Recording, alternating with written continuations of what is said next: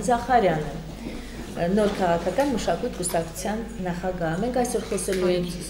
բարև ձեզ, մենք այսօր խոսելու ենք եւ կուսակցության տարին ենք ամփոփելու, ինչպես ասես, եւ գալիք տարվա ծրագրերի մասին խոսելու եւ թեթև քննարկենք, եթե կարող ենք խորությամբ, եթե կարող ենք ոչ այնքան, մեր անցած տարվա Հայաստանում տեղի ունեցած կարևորագույն իրադարձությունները, քաղաքական, տնտեսական, հասարակական, հասարակական։ Համեցեք կանի։ Ուրեմն ասեմ, որ Հայաստանի նոր քաղաքական մշակույթ կուսակցության նկատմամբ վստահությունը հասարակական գնալով աճում է եւ դա օրեցօր ինձ ավելի է ուրախացնում եւ դրա վառ վկայությունն են այն դիմումները, բավականին լուրջ հարցադրումներով, որ ստանում է Հայաստանի նոր քաղաքական մշակույթ կուսակցությունը անօթևանության խնդիրներով, տարբեր իրավական խնդիրներով, դատապարտյալների խնդիրներով, այսինքն իսկապես այդ աժոտաժը, որ կար ի սկզբանե ինչ որ կասկածի տեղիք, թե ինչ որ կուսակցությունը ստեղծվել է այլ նկատառումներով ում կողմից է սպասարկում, արդեն իջիկ են դարձել եւ Հայաստանի նոր քաղաքական մշակույթ կուսակցությունը թեւակողել է մի փուլ, որտեղ հասարակությունը ավելի լուրջ պատասխանատվություն է տրել մեր ուսերին եւ ավելի լուրջ քայլեր է ակնկալում մեզանից։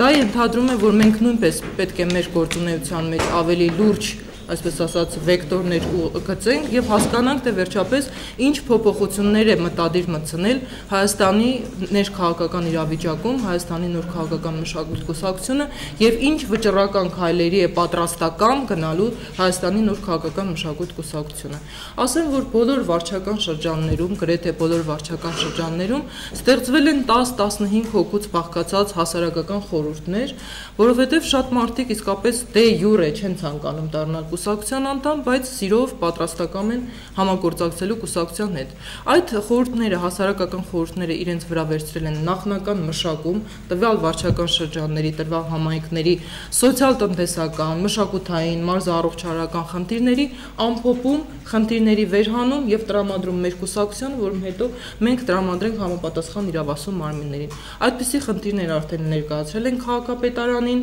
օրինակ վերջերս մարզամշակութային ծրագրի համալիր ստեղծելու խնդրանքով քաղաքապետարան էինք դիմել եւ նախկինում այդ տարածքը ուրեմն հայտարարվել էր, որ դա հանրային սեփականություն է հանդիսանում, սակայն հետո պարզվեց քաղաքապետարանը մեզ ներկայացրեց, որ դա հանրային սեփականություն չի ներկայացնում իրենից, դարձել է մասնավոր սեփականություն եւ հետո բնակիչների, այսպես ասած, հարցուփորձից պարզ դարձավ, որ այդ տարածքը մասնավոր սեփականություն է դարձրել Գագիկ Խաչատրյանի աներձակը եւ հիմա այդտեղ ինչ-որ մասնավոր շինություն է կառուցում։ Հիմա պահանջել ենք այդ բոլոր փաստաթղթերի պատճենները, թե այդ ինչ հիմքով է, երբ որ տարիներ շարունակ Էրեբունի համայնքի, Շենգավիթ համայնքի վարչական շրջանի այդ տարածքը անուշադրության է մատնված եւ հիմա որևէ համալիր ենք ցանկանում հասարակության համար ստեղծել, հիմա դարձավ մասնավոր սեփականություն։ Ինչպես է Նախ հասկանանք ինչ հիմքերով են այդ մասնավոր սեփականությունը տեղի ունեցել, հետո արդեն բնակիչներն են պատրաստական դիմել դատարան, թեպետ հավատ չկա դատարանների նկատմամբ, մարդու իրավունքների պաշտպանին, ազգային ժողով, թե այդ ինչ հիմքով է, որ բազում խնդիրներ ունենք մենք այսօր առողջարական, բազում խնդիրներ ունենք մենք մարզամշակութային եւ այլ սոցիալական եւ այդ ֆոնի վրա հանկարծ ինչ որ մեկի, այսպես ասած, կանխամտածված քայլերով որևէ տարածք հանրային սեփականությունից կարող է օտարվել։ Այսինքն դուք այսպես ճակերտներով լոբինգ եք անում, հասարակական խնդիրներ եք վերհանում, խնդիրներ եք վերհանում։ Ես բազմիցս ասել եմ, այո, փորձում եք լոբինգ անել, այո, հիմա տեսեք, ես ավելի այսպեսի գործելավոճ եմ ընտրել։ Կա դիմում, կա խնդիր մեր կուսակցությանը, կա վստահություն, կա լուծում։ Ես բաց հայտարարել եմ բոլոր նրանք, ովքեր իրենց համայնքներում, ովքեր իրենց այսպես ասած ինչ-որ իրավական դաշտում, տարբեր միջանձնային քաղաքացիական խնդիրներում ունեն խնդիրներ, մենք լիարժեք պատրաստական ենք աջակից լինելու այդ խնդիրների լուծմանը։ Կա խնդիր, կա դիմում, կա լուծում։ Շատ բարի, 1-2 խնդիր, դիմում, լուծում։ Օրինակ վերջերս դատապարտյալներից են ինձ շատ դիմել, որ ենթադրենք պրոբացիոն համակարգի ներդրումը երբ է լինելու, ես հարցում եմ իրականացրել արտարադատության նախարարությանը, հարցում եմ ուղղել եւ պատասխանը եղել է այն, որ մյուս տարվա ընթացքում օրինակ պրոբացիոն համակարգը պիտի ներդրվի, թե ամբողջ տարվա մինչեւ տարվա վերջ այդ պրոբացիոն համակարգի ներդրումը կավարտեն, թե կմնա մի մասը կսկսեն, մյուս մասը, դա էլ արդեն ժամանակի խնդիր է։ Այսինքն հիմա այս 2015 թվականին Հայաստանի նոր քաղաքական մշակույթ կուսակցությունը նախ արդարադատության խնդիրների վրա է կենտրոնանալու, մենք կենտրոնանալու ենք այսօր կառավարության փոփոխություն ունեցանք եւ վարչապետի փոփոխություն ունեցանք եւ նոր կառավարական մարմին ենք ձևավորել։ Անցել է 1 տարի եւ ես կարող եմ ասել, որ ինչ որ էական փոփոխություն մենք մեր իրականության մեջ տնտեսական, իրավական առումով որևէ զգալի փոփոխություն մենք չենք ունեցել։ Վերջերս ցույց է տալիս, որ վարչապետը շրջայց է կատարել ինչ որ խանութներում գնաճի հետ կապված։ Միթե այդ ձևով են լուծվում այդ խնդիրները։ Գոյություն ունեն համապատասխան մարմիններ, որոնք տարվա ընթացքում անընդմեջ պիտի վերահսկեն սննդի որակը, գնաճի քաղաքականությունը, գնային քաղաքականությունը, ամեն մի գործարարի, այսպես ասած, խանութի կամ մասնավոր բիզնեսի կողքին լինեն համապատասխան հանձնաժողովներ, որոնք անընդհատ վերահսկողություն իրականացնեն քաշի ապրանքների, քաշի կամ այդ ինչպես պատահեց, որ տեղական արտադրության արտադրտեսակները հանկարծ այդպիսի կտրուկ գնաճ ապահովեցին, երբ որ տեղում են գտնվում, որևէ դոլար, ռուբլի տատանումը ոչ մի կերպ չի անդրադառնում, չէ՞, այդ գնաճի վրա, եւ ինչով է դա այդ ամեն ինչը արդարացված։ Շատ բարի, անդրադառնանք ձեր կուսակցության գործելավոճին, ինչ է այնուամենայնիվ եկեք փորձենք ամփոփել անցած տարին, այսինքն այս տարին, ինչ 1-2 օրինակով ցույց տաք, որ ինչ որ խնդիր եք լուծել, եթե այդ է ձեր գործելավոճը, եւ փորձենք պարզել, թե այնուամենայնիվ այս ինչ նոր քաղաքական մշակույթի մասին է խոսքը։ Այո։ Ձեր ասածով մի քիչ ավելի շատ նմանվում է երևի լրագրողների աշխատանքի, որովհետև մարդիկ ընդդիմել ունեն, կոնկրետնում են բարձրաձայնում են։ Դուք հարցում եք անում, ինչպես եւ մենք ենք հարցում անում։ Լրագրողի գործն է, այո, Չէ, համամիտ չեմ, որտեղ մենք տալիս ենք կոնկրետ լուծում։ Ենթադրենք անօթևանության խնդրով այսօր վերջերս ինձ հրավիրել էին Հանս Կոֆոետի հիմնադրամ հայտանյական այդպիսի հիմնադրամ կա, որը անօթևաններին աջակցություն են ցուցաբերում եւ այնտեղ հրավիրել էին, որպեսզի ես ծանոթանամ, թե ինչպիսի պայմաններում են այդ մարդիկ ապրում եւ ենթադրենք պետությունը ինչ միջոցներ է պատրաստական ձեռնարկել, հա, ենթադրենք այդ մարդիկ այս խնդիրների պատճառով հիմա անօթևան վիճակում են գտնվում, բայց այդ մարդկանց խնդիրները վերջի վերջո եթե մենք պետություն ենք հավակնում կոչումը այդ պետությունը այդ մարդկանց խնդիրները պիտի լուծվեն այդ սոցիալապես անապահով փողոցներում հայտնված մարդկանց խնդիրները պիտի լուծվեն կուսակցությունը կառավարությանն է դիմում կուսակցությունը նախարարություններին է դիմում կուսակցության նախարարություններին ծրագրեր է իրականացնում կուսակցությունը տարբեր գերատեսչություններին վերահսկողություն է իրականացնում կուսակցությունը քաղաքացիական գիտակցությունն է բարձրացնում Եվ ի վերջո հիմա արդեն մենք թևակողել ենք մի այնպիսի փուլ, որ Սփյուռքից շատ մարդիկ կան, ովքեր իսկապես վստահություն ունեն կուսակցության նկատմամբ։ Եվ մի այսպիսի գաղտնիք էլ բացեմ, որ Սփյուռքում արդեն ձևավորվում է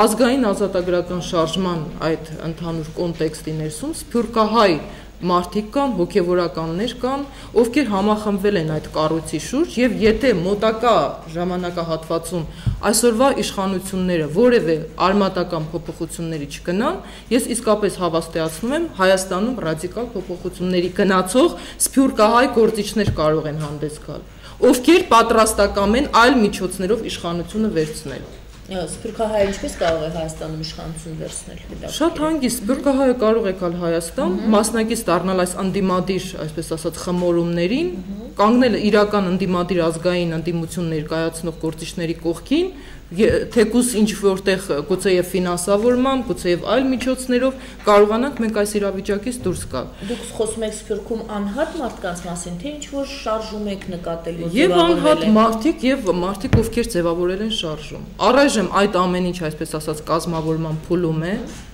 Դրա համար ինչ որտեղ առայժմ վերջնական արդյունք եւ կցանկանային նաեւ վերջնական արդյունքի մասին լիարժեք չբացահայտել։ Եվ նաեւ կուզեմ խոսել մեր, այսպես ասած, եռյակի գործունեության մասին, որ ռադիկալ քայլերի, երբ որ համաժողովրդական ազատագրական շարժում է սկսվում։ Հիմա տեսեք, այդ եռյակին եմ ուզում անդրադառնալ, այո, ուրեմն եռյակը ինչ գործելավոճ է ընտրել։ Նրանք հայտարարեցին թեժ աշուն, բայց բոլորս տեսանք, որ որևէ թեժություն այդտեղ չնկատվեց, եւ անգամ երբ որ Նիկոլ Փաշինյանը պաշտոնանկության մասին համապատասխան փաստաթուղթ մշակեց եւ ոչ մի կուսակցություն չմիացավ այդ պաշտոնանկությանը։ Հիմա հարց՝ միթե այդ իրենց հայտարարած համաժողովրդական շարժումը ավելի թափ, ավելի էներգետիկ, ավելի իրավական բնույթ չէր ստանա, եթե դա մտներ նաեւ ազգային ժողով, մենք բոլորս գիտենք, որ այո, մեծամասնությունը այսօր կազմում է հանրապետական մեծամասնությունը, բայց համաժողովրդական գիտակցության մեջ, որ վերջապես արմատական փոփոխությունների են գնում, ենթադրենք Սերժ Սարգսյանի հրաժարականին կամ պաշտոնանկությանն են գնում, դա պիտի կատարվի հենց իրավական դաշտում։ Եվ որևէ բացատրություն չներկայացրեցին այդ եռյակը, թե ինչի համար այդ նախաձեռնությանը չմիացան։ Երկրորդ, ես ուզում եմ խոսել Լևոն Տեր-Պետրոսյանի մասին կրկին։ Ես իսկապես զարմանում եմ այն բոլոր մարդկանց գիտակցության վրա, ովքեր չեն հասկացել այս տարիների ընթացքում, որ Լևոն Տեր-Պետրոսյանը ապազգային գործունեություն, վառ ապազգային գործունեություն ծավալած մի գործիչ է Հայաստանում, որի շնորհիվ մեր գիտաարտադրական ամբողջ ազգային ռեսուրսը փոշիացվել է 94 թվականին դաշնակները հրապարակեցին այդ փաստաթուղթը, որ անկախ տնտեսություն ունենալու բոլոր տեսլականները ոչնչացվել են, Գիտությունների ազգային ակադեմիան փակման, այսպես ասած, մեծ լուրջ քայլեր է արել նորից Լևոն Տեր-Պետրոսյանը, Հայաստանի նոր անկախ պետությունը պիտի չունենա բանակ, այսինքն ազգային անվտանգության բոլոր սյուներ համարվող այդ ուղղությունները, այդ մարդու, այդ ես կարող եմ ամենայն վստահությամբ ասել, ապազգային գործի ձեռքով փոշիացվել են եւ այսօր այդ նույն ապազգային գործիչը Հայաստանի քաղաքական իրականության մեջ մեկ այլ ինտելեկտուալ գործիչ չգտավ, որին ենթադրենք նեցուկ լիներ իր քաղաքագիտական մտքի, այսպես ասած, փայլատակումներով կամ փորձառությամբ, կանգներ այդ մարդու կողքին, նեցուկ լիներ, առաջնորդեր, խորհուրդներով եւ այլն, մեկ այլ քաղաքական իրադրություն ձևավորեր, գնաց կանգնեց Գագիկ Ծառուկյանի կողքին։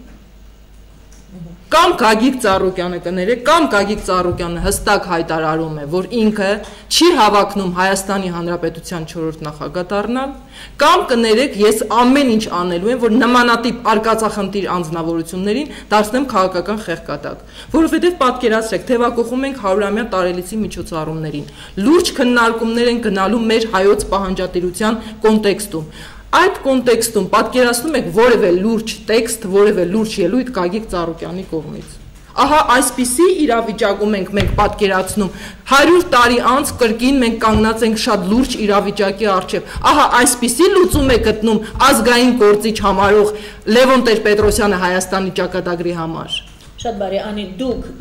ձեր կուսակցության հետ որպես գլուխ, պարագլուխ, ոչ թևին եք հարելու, ում հետ եք լինելու եւ ինչպես եք պայքարելու, որպեսզի Գագիկ Ծառուկյանի, ասենքն առաջ խաղացումը այստեղ քաղաքական ասպարեզում չկայանա։ Ուրեմն ես ասեմ, կգա մի պահ, դա երևի կլինի մոտավորապես 2015 թվականի, այդպես ամռան կեսերին կամ վերջ, որ ես ինքս ամենայն պատասխանատվությամբ կհայտարարեմ, որ լուրջ քաղաքական փոփոխությունների եմ գնում։ Հարթակը լինելու է բաց։ Տեսեք, հիմա ասում են համաժողովրդական շարժում։ Մենք բոլորս գիտենք, որ այս տարիների ընթացքում բոլոր կուսակցություններ ունեն իրենց առանձին քաղաքական նպատակները։ Եվ որքան էլ ասեն, որ մենք ոչ մի այլ նպատակներ չենք հետապնդում, յուրաքանչյուր խելացի քաղաքական գործիչ, լինելով ես ինքս բավականին սրտացավ իմ երկրի ճակատագրով, ունեմ նաև քաղաքական նպատակներ։ Եվ եթե այդ քաղաքական նպատակները չեն տեղավորվում ընդհանուր զարգացումների մեջ, բնականաբար ես նույնպես պիտի ընդվզեմ։ Դրա համար լավագույն լուծումը հետևյալն է. հայտարարվի համազգային բաց ընդդիմադիր հարթակ, որտեղ բոլոր այն ակնառու քաղաքական գործիչները, ազգային գործիչները, քաղաքացիական նախաձեռնության ղեկավարները, ազատամարտիկները բաց խոսք կունենան,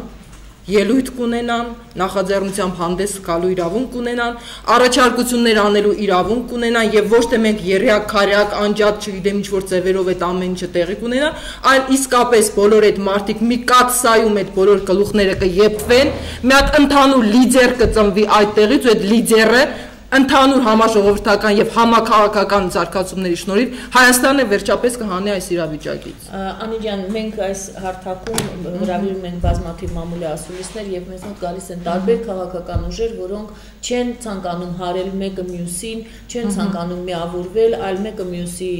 վրա, այսպես ասած, չեմ ասի ցեխ է շպրտում, բայց քննադատում է եւ հորետեսորեն է տրամադրված